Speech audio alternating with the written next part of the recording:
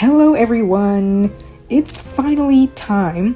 Thank you all so much for subscribing to this channel because today we are celebrating our 1055 subscriber special. My subscriber specials are based on numbers significant to Pokemon, so we're doing 1055 in honor of Petulant.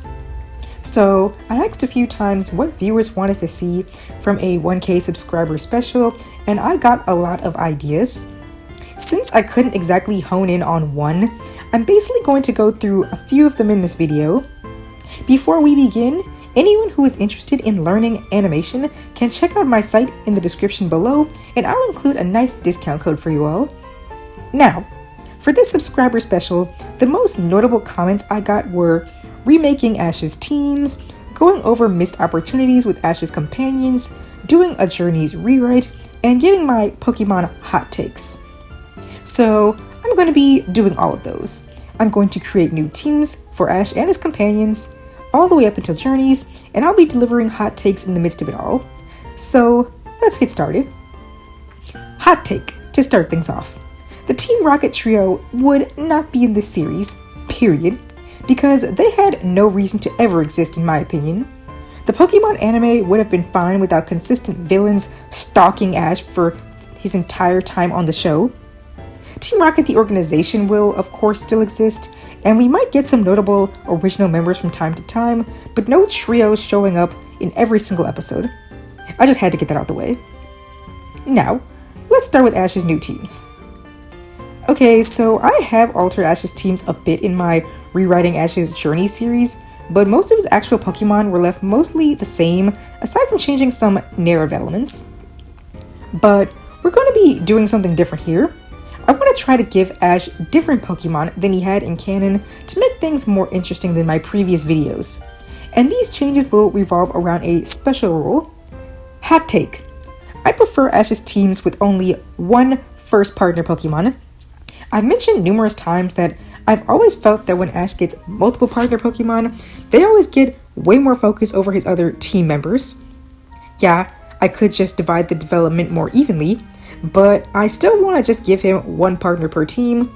I find it more interesting and it allows for teams closer to what a person playing the games would actually create. So, let's start with his Kanto team. Pikachu is obviously staying and doesn't count toward partner Pokemon by the way, but nearly everything else changes. First, his very first capture, he'd have Fearow, but not just any Fearow. Hot take, I like Pidgeot, but I definitely think a better storyline would have been if Ash caught the Spearow that originally attacked him and Pikachu. After defeating the flock, that one initial Spearow would stick around, still wanting to battle. Pikachu would use his last bit of strength to defeat it, and Ash would catch him. He would likely be distant to Ash and Pikachu at first, but over the course of the series, they'd learn to get along and eventually become close friends. I could see Fearow being one of Ash's most reliable Pokemon here, helping him win gym battles against Misty, Erika, Koga, and even Giovanni. As for his first partner Pokemon, I decided that it would be Bulbasaur. Since we're talking about missed opportunities with Ash's companions too, that includes their teams. And since Misty is going to be around, she's getting Squirtle in this universe. That only leaves Charmander and Bulbasaur as choices for Ash, and I had a story in mind that I could do with a different fire type, so Ash will get Bulbasaur as his partner Pokemon. Bulbasaur's story would mostly be the same, so let's not waste any time and move on to Ash's next capture. Since there is no Squirtle, I'd give Ash a dopey little Slowpoke, who would basically be like Misty's canon Psyduck in that it would struggle to battle until it could unleash its psychic powers. He would eventually evolve into Slowbro and still have the lazy personality, but become a more competent battler, making proper use of his psychic type moves. As for that new fire type, there's no question here. It's Flareon. I'd make a story about Ash finding an Eevee who would be very reckless and passionate for battle, like him, causing her to win many battles. But her greatest test would come when Ash would try to use her against Blaine, who'd look down on her and assume she's weak. In the midst of battle, Eevee would nearly lose, but she'd touch a Firestone in the Volcano Gym and evolve into a Flareon. With her own fire power, she'd win the battle against Magmar, and then go on to make huge strides for Ash in the Indigo League. Now, Ash's last Pokemon really could be anything he's previously had but didn't get too much attention to round up the team. Snorlax, Primeape, Tauros. While I think all of those are fine, like I said earlier, the challenge is to make new teams. So last, I'm giving Ash a Nidoqueen. Story-wise, I'd have him befriend a shy Nidoran who would look up to Bulbasaur as a fellow poison type. She'd probably start out pretty weak and would be trained by Bulbasaur to get stronger, and once she evolves into Nidorina, she would become a more formidable opponent. Ash would probably evolve her with a Moonstone that he'd find on Mount Moon, and she'd likely be a powerhouse to help Ash out against tough opponents. Personally, I love this team, especially Furo and Flareon. I think their stories came out the best, but you guys can let me know what you think. Now for his companions. As I mentioned before, Misty would get Squirtle, because I think the biggest missed opportunity was her underdeveloped team. Instead of having Goldeen, who, let's be real, never did much, I'd give her Horsey much earlier. Horsey would actually battle this time around and eventually become a Seadra during the series. I'd also evolve Misty Psyduck into Golduck near the end of the Kanto series. Also, instead of having both a Staryu and Starmie, which I honestly just found weird, I just have her evolve her one Staryu into Starmie during the series. But the biggest change is that I'm going to delay her getting Poliwag until Johto, and I'll explain why soon. With this more rounded team, Misty would be a much more formidable trainer. Squirtle would likely be one of her more used Pokemon, evolving into Wartortle under her leadership. As for Brock, his missed opportunities are clear. Not only did he not get enough rock types, many of his captures lacked a story behind them.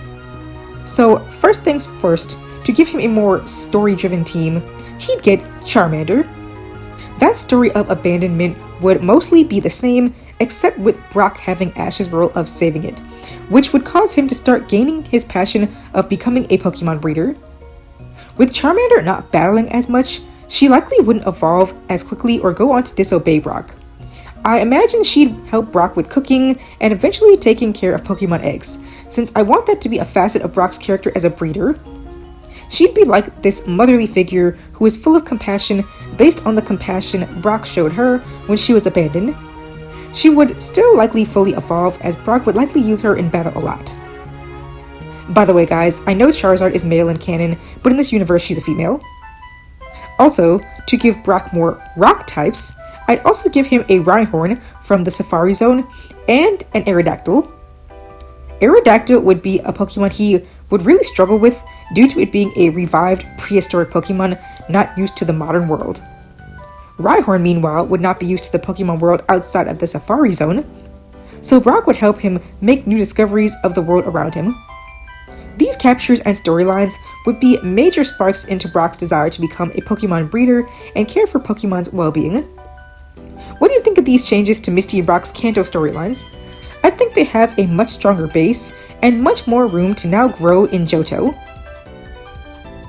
And speaking of, now, with the Kanto story done, let's move into Ash's Johto team.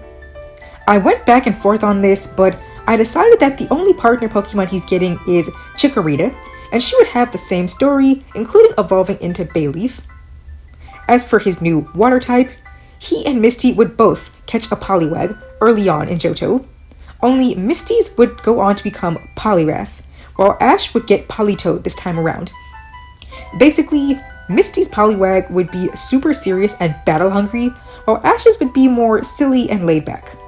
But upon evolving, Ash's Politoed would have a personality similar to Totodile, where he's energetic but serious when he needs to be. Now for his new fire type, it's going to be Magcargo. Hot take, I think they should have done better diversifying Ash's teams early on. It's pretty much known in the community that Ash tends to succeed with very fast Pokemon, but struggle with the slower ones. But it didn't have to be that way. I would have loved a storyline where Ash catches a Slugma, but struggles to work with it due to its poor speed. He's a strong Pokemon, but his lack of mobility hurts him. This would be until Ash gets help from other trainers who would teach him to work with his Pokemon's power. Maybe he'd realize that instead of trying to rely on Slugma for fast-paced battle like his other Pokemon, Slugma could be the tank who wears tough Pokemon down to then take them out with its powerful attacks. Altering his battle style like this would also cause Slugma to become strong enough to evolve into Magcargo. And from here on out, Ash would be better at working with bulkier Pokemon. Magcargo's shell would make him a great defensive wall, the best at tanking strong attacks and dealing his own in response. Now for his new flying type, I'm going with Skarmory. I love Noctowl and think he deserved more focus, but I want Ash to get a steel type since it was one of the new types added to Gen 2, and Skarmory is a great choice. We'll talk about dark types later. I imagine her being really ditzy out of battle, but absolutely ferocious when in battle, and she can even be shiny like Noctowl was. Okay, I was struggling with Ash's last choice.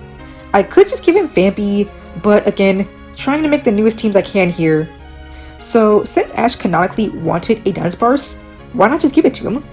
I feel like he could be the glutton of the team, though not in an annoying way like Oshawott. No stealing food here, he just likes to eat. I view him similar to Ash's Sewaddle, a Pokemon I never thought would be really strong, but is actually really formidable in battle. I think this team is easily my favorite in terms of really shaking up the formula of what Pokemon fit Ash. Now, for Misty. Once again, she'd be getting the water partner in Totodile this time around, and I think I'd have him fully evolve. By now, Misty is an even more serious battler, so she'll probably be doing even more battling with her Pokemon than in Kanto. Seadra would evolve into Kingdra in this series, and she'd still get Corsola as usual. I'd also give her a Chinchou, which would evolve into Lantern. Also, as for why I delayed Poliwag's capture until here, it's to avoid spacing her Pokemon's progression across multiple series. Instead of Poliwag being caught in Kanto, but barely doing anything until Johto, she can catch it in Johto and raise it all the way to Poliwrath across this one series. Again, Misty's biggest opportunities to me were the lack of progress and growth with her Pokemon, so hopefully this fixes things. Johto is actually a great place to make improvements to Brock's story. Here, he would gain an interest in taking care of Pokemon eggs, like I mentioned earlier, and this would lead to him taking care of Larvitar and Togepi's eggs. Yeah, I'm gonna have Togepi's egg obtained here since it makes more sense than it being in Kanto anyway. So Togepi would be obtained first, and Brock would be the one to raise her here. The Larvitar egg would be taken care of by Brock as well, though this time starting much earlier than in canon. I'm talking like when they first get to Johto. This would make his eventual goodbye much more heartwarming after they spent so much time together. Brock would also get Cyndaquil to help him take care of eggs with Charizard. His Rhyhorn would evolve into Rhydon since it's now much more in sync with him, and he'd get a Shuckle. Why? It replaces Pineco as a bug type, and it's actually a rock type. Brock would raise Shuckle to produce healthy juice to heal Pokemon ailments. Now, the last note I have here is that, like I said, I did go back and forth on whether Ash would keep Chikorita or Cyndaquil, and ultimately chose Chikorita while Cyndaquil went to Brock, like I just said. But if I were to switch things around, I would have Jumpluff in Bailey's place, and I would give her the exact same personality. Couldn't you imagine a little Hoppip, Skiploom, or Jumpluff cuddling up to Ash? It would be so cute. Also, in this situation, Brock of course would get Bayleaf, and I could see her story being that she mellows out under his training, but she'd still have her tough streak, and would be overprotective of the younger Pokemon. I just wanted to note these possible options, but ultimately I prefer the choices I went with. Anyway, I think these improvements to Misty and Brock's stories would make their time on the show much more meaningful, especially since Misty leaves before Hoenn. Which is actually next on the list. Well, this is easy, right? Treecko for Ash. Well, not exactly. I really want to shake things up like I said, so I'm actually going to be giving Ash Torchic as his first partner Pokemon of the team. I'd like Ash to get the very aggressive and battle-loving Torchic from Birch in episode 34.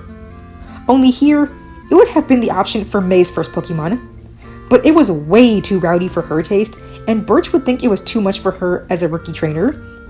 That's when Ash would offer to take her, and Birch would agree.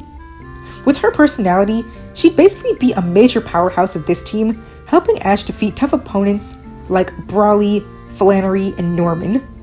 With her battle-loving personality, she'd definitely evolve all the way into Blaziken, maybe in a major league battle to get Ash a big win. Next for Ash would be Grumpig. Hot take, I definitely think they should have diversified the types of Ash's captures much sooner than they did. For 5 generations in a row, he always had water, grass, fire, normal, flying, and of course, electric types taking up space, and then a few extras while taking forever to give him dark or psychic types. We gave Ash a psychic type in Slowbro, but he was also part water, and his steel type Skarmory is also flying, types he typically would have. Point being, I want to really mix up his teams moving forward and not rely too heavily on the same types over and over. Anyway, Spoink would be the one Ash and friends meet in episode 79, but we'd move that to be much sooner, of course. He'd be a mischievous, fun-loving guy who likely wouldn't take battling too seriously until later on in the series. He'd be more interested in making new friends, such as Ash's new water type, which would be Clamperl. Specifically, the Clamperl Ash and Co. bonded with in episode 93. Again, we'd move this episode earlier. Ash would catch Clamperl after it became close to his Spoink. They'd be great friends due to both having pearls.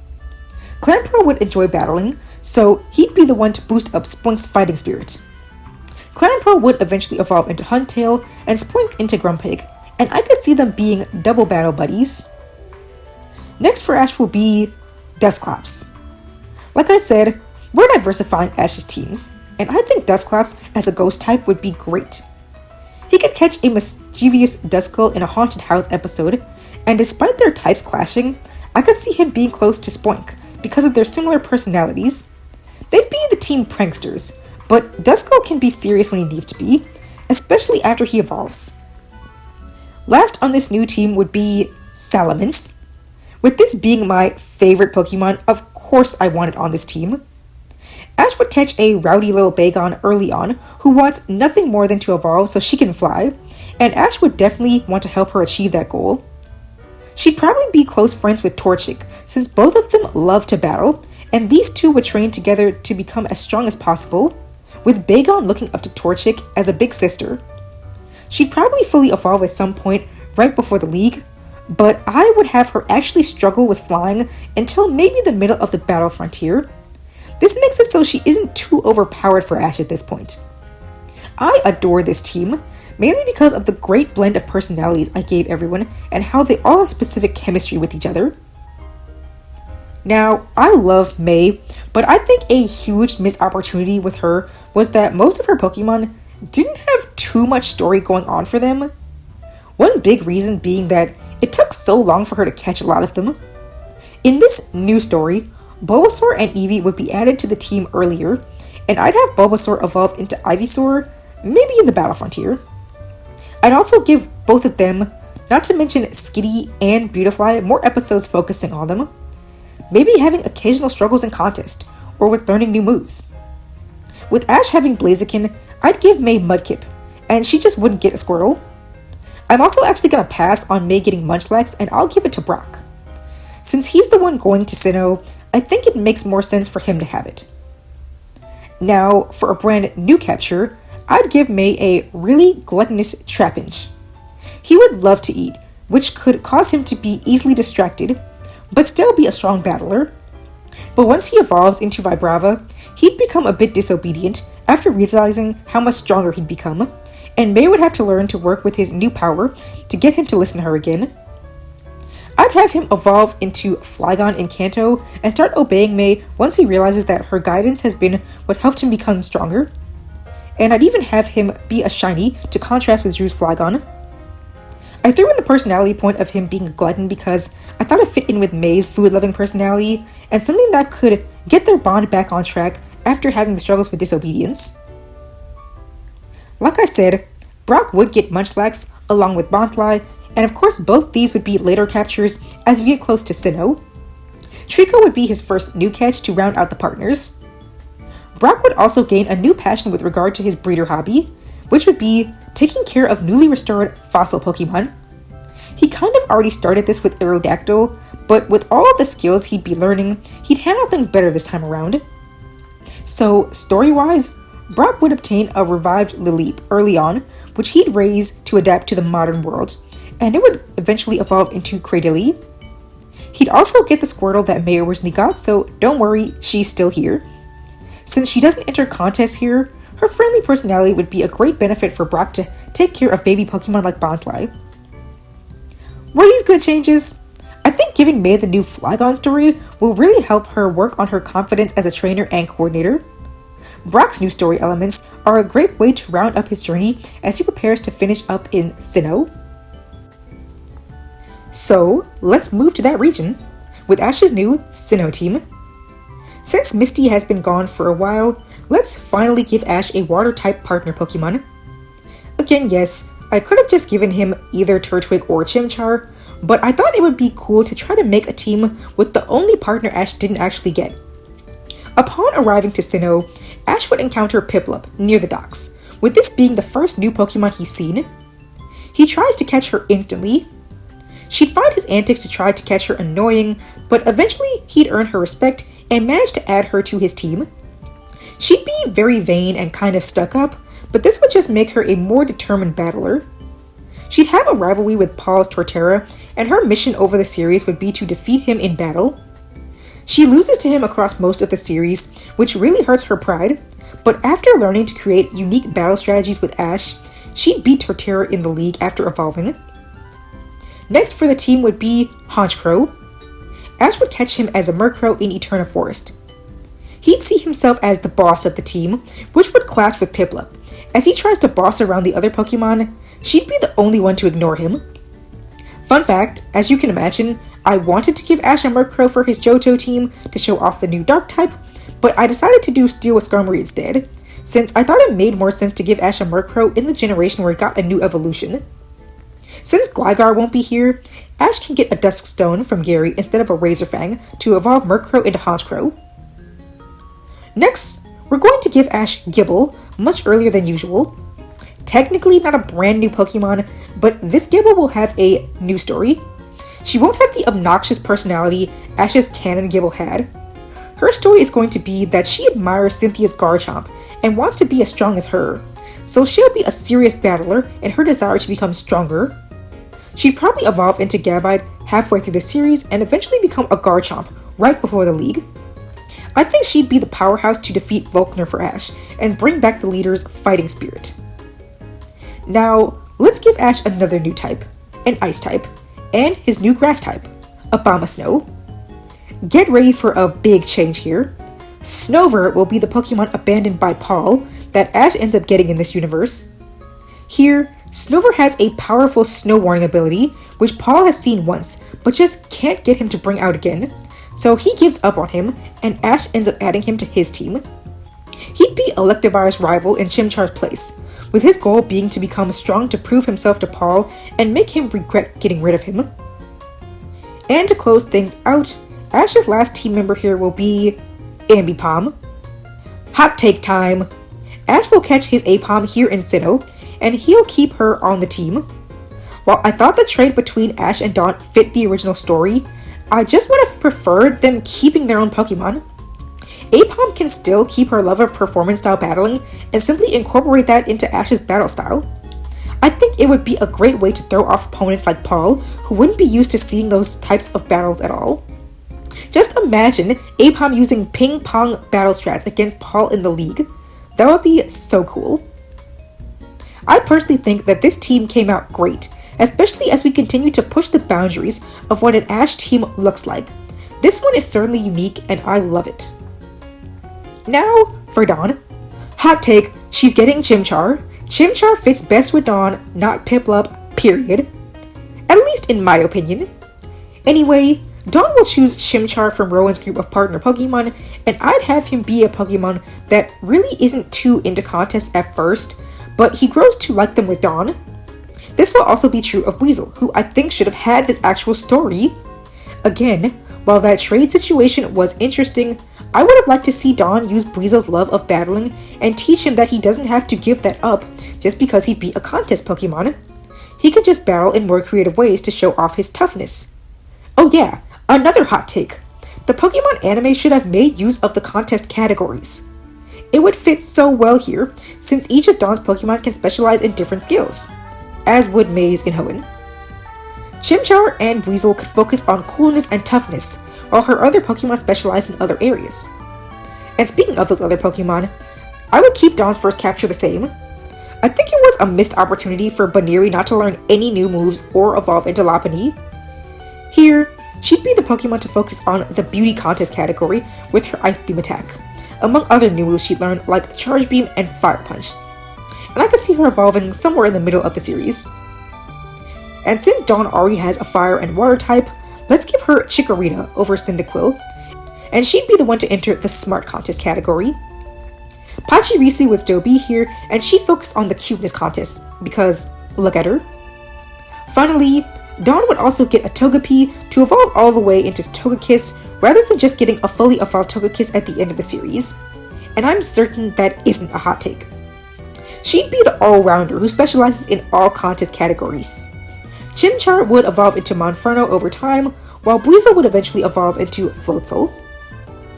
As for Brock, this is going to be his final journey with Ash, so he's going to be going all out here.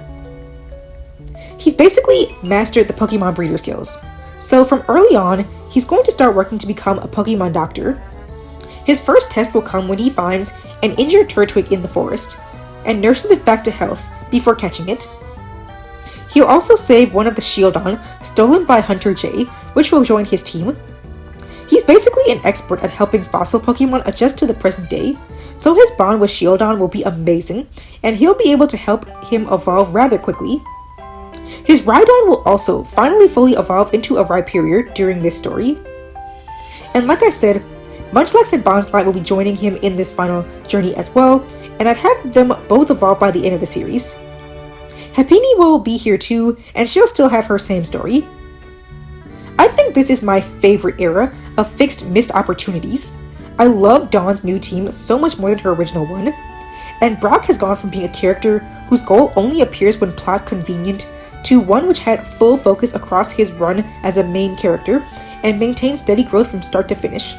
A perfect note to end his story off before Unova. And since it's now Unova time, I've decided that Tepig will be the partner Pokemon Ash is getting here. Wow, from me, shocking, I know. But listen, I have a different reason for it this time. Since in this universe, Ash never got Charizard or Infernape, I'm going to let Tepig have his canon story here. So this will be the only abandoned fire partner Pokemon for Ash this time around.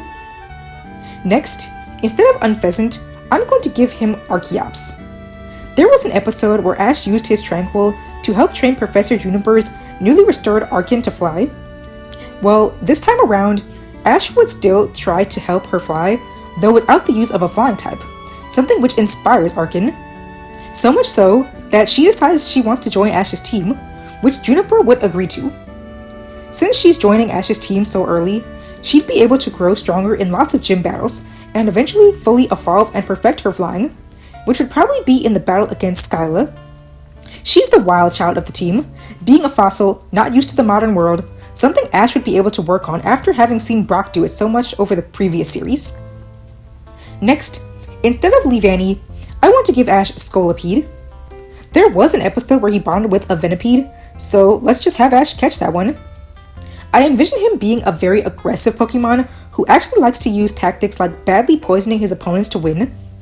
But Ash would teach him to not over-rely on poison, and as he evolves, he diversifies his battle skills. Now, here's a crazy one. I want Ash to have a Zoroark. Maybe this could be a Zorua owned by N, who he releases early on due to Team Plasma's ideals. Ash would catch her, and she'd actually eventually re-encounter Team Plasma, though she'd hate them as she sees them as the reason N abandoned her. This would give her a fierce loyalty to Ash for deciding to give her a spot on his team, and in the final Team Plasma arc, she'd be the one to help defeat Ghetsis as a Zoroark. Lastly, I've decided to give Ash a Beartic. Cubchoo could be the shy goofball of the team before becoming a more serious battler after evolving. Ash would catch him before battling Bryson, and he'd help train him to learn stronger ice-type moves. He'd be the team protector, always looking out for the others, especially once he evolves. I think this is the craziest team so far, but I adore it. Again, I really like giving Ash a lot of Pokemon types he rarely had in canon, like Dark and Ice types. Time for another hot take. Ash traveling with gym leaders was one of the worst writing decisions of his era and should have been abandoned after Johto. There, I said it. I could get rookie Ash needing guidance from gym leaders, but I don't think we needed that moving forward to Hoenn. It always felt so forced that they needed to create anime-exclusive family members or robots to run the gyms. Or in the case of Iris and the trial captains, they just made it so they weren't ever in those positions, which I thought was super annoying. So in my universe, Ash wouldn't travel with Iris or Silent or any more gym leaders after Brock's departure. Instead, here, he traveled with Hilbert and Hilda. If you haven't seen my Unova rewrite series, I'll link it below. Use that as reference for how they'd fit into the story. That said, don't worry, I'm still going to address the missed opportunities with Iris and Silent in canon since that is one of my tasks here. Basically, my issue is that they were supposed to be grass and dragon specialists, but their teams didn't really reflect it, especially in the case of Silent. 2 captures and neither of them are grass types. So in this timeline, in addition to Pansage, Silent would get Snivy, who'd evolve into Servine, and he'd catch a Maractus. If he's gonna get new Pokemon, they should at least match his specialty type.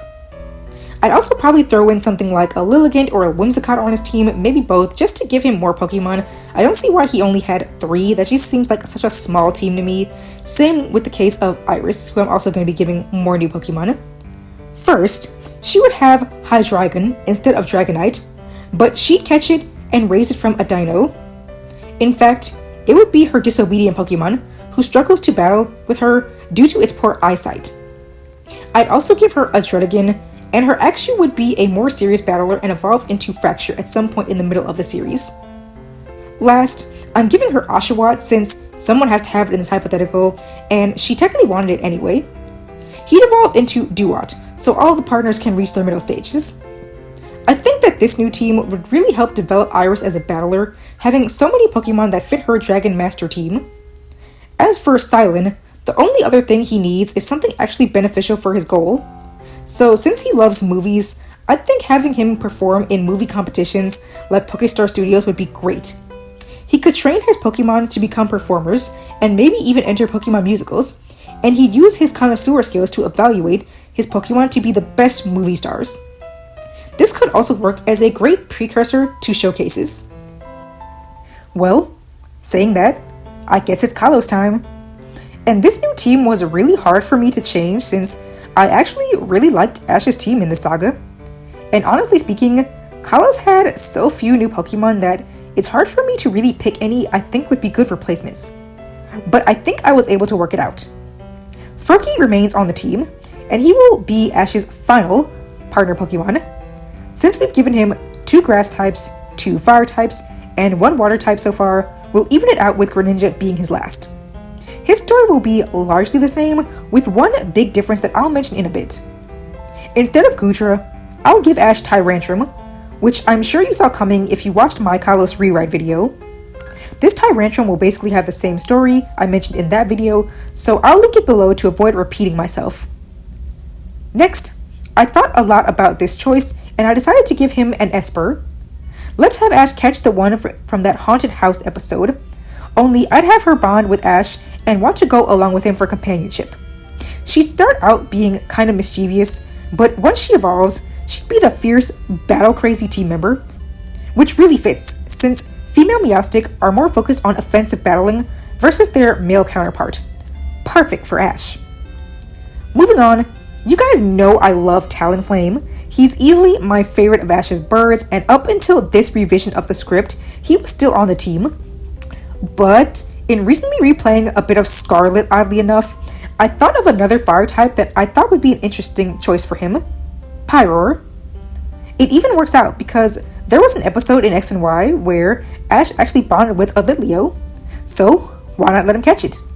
In this scenario, Lilia would have been so badly attacked by the adult Pyroar that Ash would need to get her medical attention. After helping her recover, she'd want to join his team. She'd have a vicious personality, wanting to prove her strength after being abandoned by her family.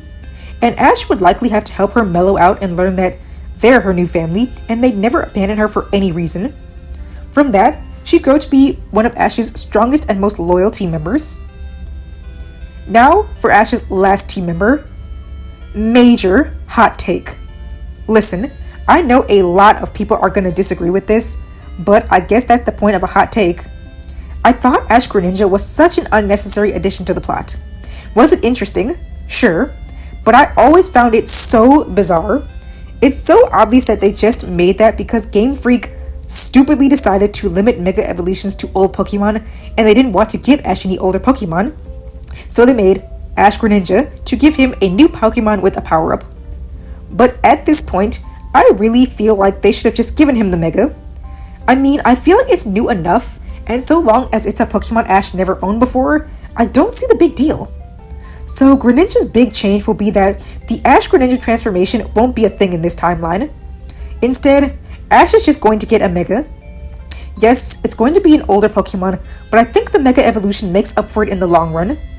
And don't worry, even without the weird power-up, Greninja will still be a very powerful Pokemon here.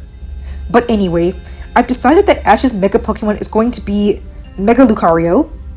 I mean, he did end up getting one in the canon journeys, so to shake things up, let's give him one here. Instead of Karina farking over a Lucario like she does in the games, she'll have a Riolu who looks up to her Lucario who can Mega Evolve. But she doesn't have too much time for Riolu as she focuses her attention on her Lucario. Ash would admire Riolu's determination, so Karina would give it to him. Ash's goal in this series would be to help Riolu evolve and then achieve Mega Evolution, which would basically be the entire Ash Greninja plot replacement. I know most people will take issue with this, but it's a hot take, so I guess that's expected.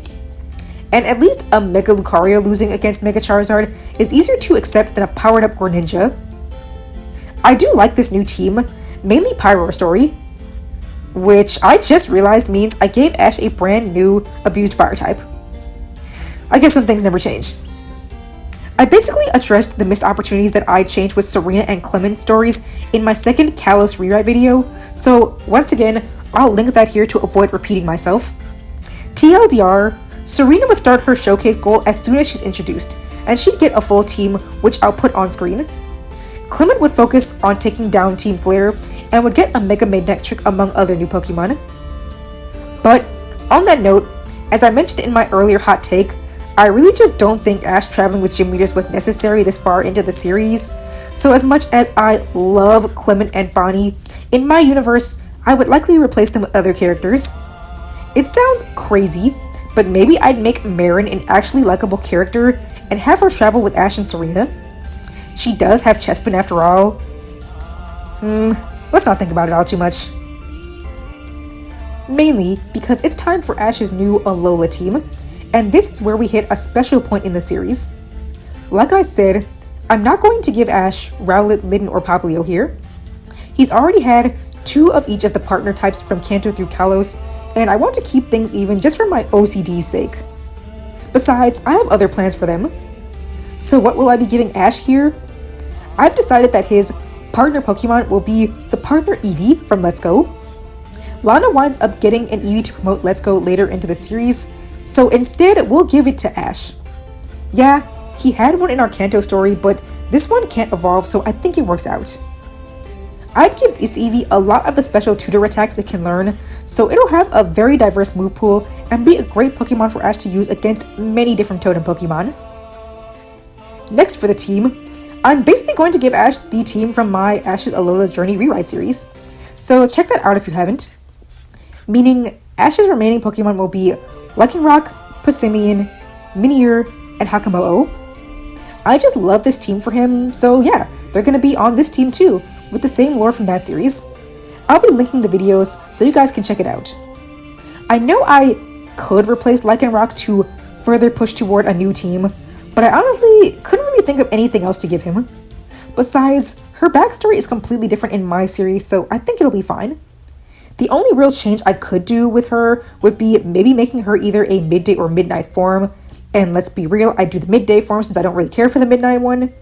But I don't know, I think the dusk one was given to Ash because of how rare it is, so I guess I'll keep things the same. The rest of the team is different enough from canon.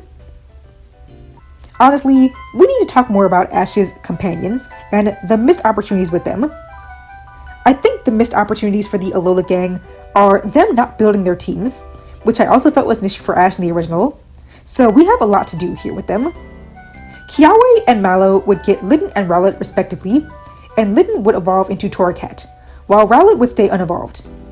He'd have a much more serious personality though, since, hot take, Ash's Rowlet was the most annoying Pokemon he's ever owned. Anyway, moving on. Lana of course keeps her Popplio, and she evolves all the way into Primarina as expected. As a bigger change here, Kiawe would get a Salazzle instead of Turtonator as his main Pokemon, for a major reason we'll get to in a bit. Mallow would also get a Morello and Fomantis in addition to her other Pokemon, and Lana would get a Jupiter and a Marini. Sophocles would have an Alolan Geodude and Raichu in addition to his other Pokemon. Lily would have Snowy, an Alolan Sandshrew, a Poipole, and her own Type Null. I think a huge missed opportunity was not giving Lily a Type Null of her own, since we know there were 3 lore-wise. And, hot take, she should have gotten Poipole over Ash, since her family is the one with the connection to the Ultra Beasts. I do also think it would be interesting to give everyone an evolution corresponding to their main type. So, while Ash would have his Eevee, Vaporeon, Jolteon, Flareon, Leafeon, and Glaceon would go to the classmates. Hal would have one of those evolutions in-game based on his partner, but here, we could just make it Sylveon.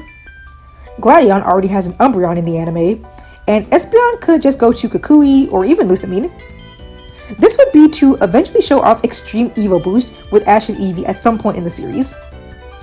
All of that said, Alola's changes reflect the fact that the biggest issue I had was the change in tone. It felt like no one was taking being a trainer seriously, which in my opinion is the reason behind the lack of team building, which made the whole series even worse. So hopefully this fixes all of those issues. But it's now time to wrap things up with the Journeys rewrite. I'm not going to do a full rewrite of Journeys, of course. I'm just going to summarize how I would have done things differently. First of all, let's give Ash a real multi-regional team. Hot take, if they weren't going to give Ash a full Galar team for Journeys, at least give him a real multi-regional team instead of that pathetic attempt they concocted in the actual show. Actually, is this even a hot take? I'm calling it that because I'm not sure I've ever seen this opinion before.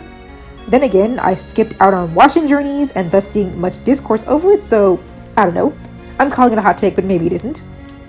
Anyway, let's go to the new Journeys team. I've crafted a team which is meant to represent the 8 generations which were being promoted at the time of Journeys.